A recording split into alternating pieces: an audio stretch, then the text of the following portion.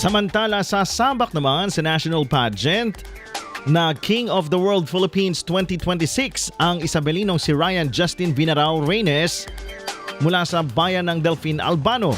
Gaganapin ang kompetisyon mula Abril o ikalabing-walo ng Abril hanggang huling araw kung saan makikipagtagisan siya ng husay sa iba pang kalahok mula sa iba't ibang panig ng bansa.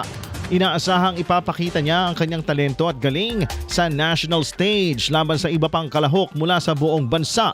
Si Vinarao ay kasalukuyang nag-aaral ng Bachelor of Science in Psychology sa Isabela State University, Cabagan Campus.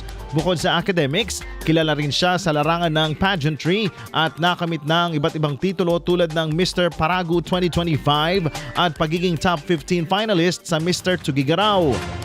Ayon kay Vinarao, ang pagsali sa mga pageant ay isa sa pinakamalaking hakbang sa kanyang buhay. Bilang isang person with disability, nais niyang ipakita na ang kanyang kapansanan ay hindi hadlang sa pagkamit ng tagumpay at makapagbigay inspirasyon sa kapwa kabataan at mga Isabelino. Dagdag pa niya, ang kanyang layunin sa paglahok ay hindi lamang para magpakitang gilas, kundi upang maitaguyod ang positibong mensahe na ang bawat PWD ay may kakayahang maging matagumpay at makapag-ambag sa lipunan.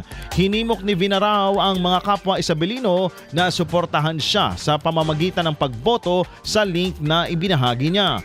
Ayon sa kanya, ang bawat boto ay makatutulong upang mas mapalapit siya sa korona at sa layuning maging inspirasyon sa mas marami pang Pilipino, lalo na sa komunidad ng PWD.